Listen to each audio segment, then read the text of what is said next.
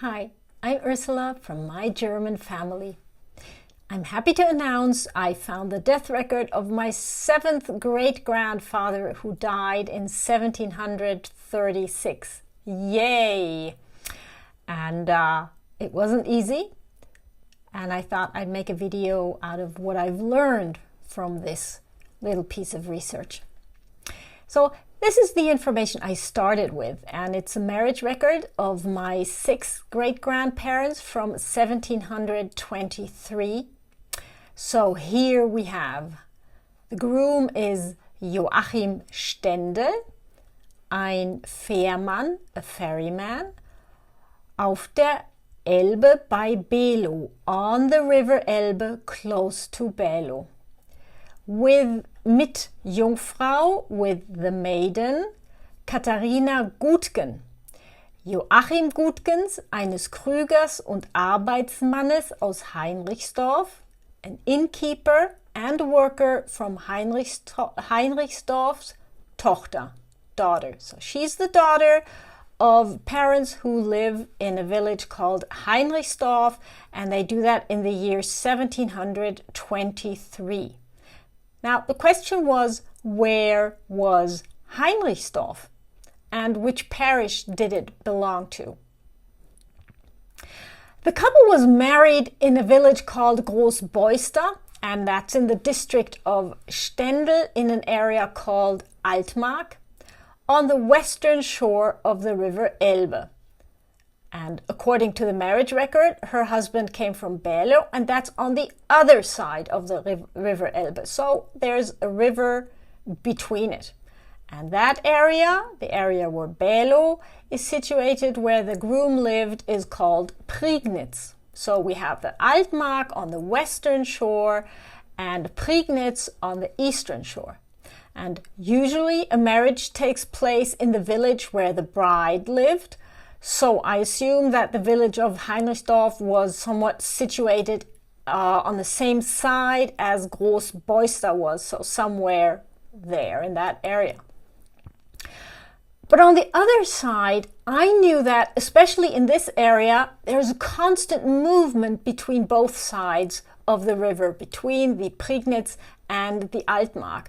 And there's a tight connection between both sides of the river because the noble landowners had estates on both sides, despite it belonging to 2 political districts. So maybe the groom had some kind of connection to Großboister himself or to somewhere on that side of the river. I don't know at this point. But I figured there must have been a reason why they married in Großboister. And so I thought that maybe Heinrichsdorff is somewhere close Großboister, and I didn't find it.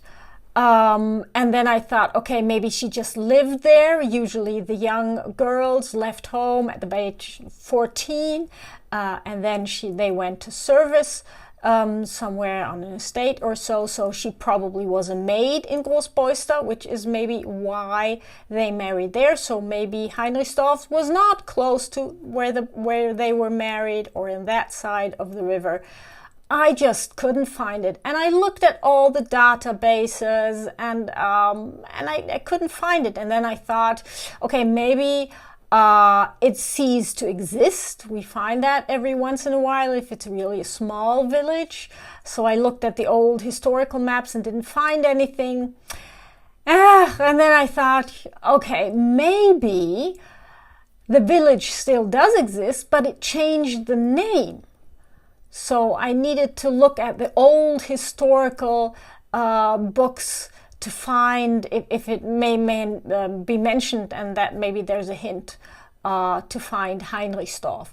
So I looked at a book that is Ortslexikon Prignitz and also the Ortslexikon Altmark, and both books pointed me to one village, and that's the village of Heinrichsdorff. Now, Heinrichsdorff doesn't really sound like Heinrichsdorff, does it?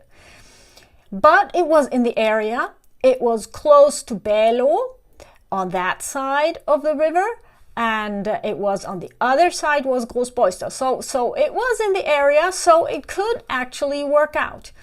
So I went and got the church books, and the parish is Großbreze. And in the church book, it first listed Heinrichsdorff, and then that vanished, and instead it appeared Heinrichsdorff. So I thought, oh yeah, so it really sounds as if Heinrichsdorff just changed the names.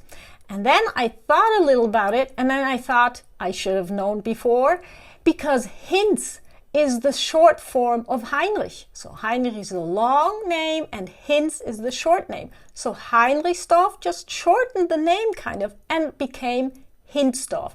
I could have thought about that earlier, but then I didn't. So I was rather sure that Heinrichsdorff was the place to look. So I looked, and I did find the death record of Joachim Gutke on the 17th of March 1736, and he died at the age of 73 years and 2 months, which makes a calculated date of birth being January 1663. Happy dance!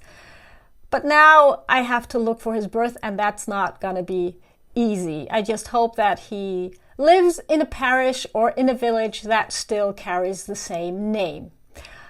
If you want to learn more about German history and genealogy and want to find your 7th grade grandparents, don't forget to subscribe so you don't miss my next video. See you then.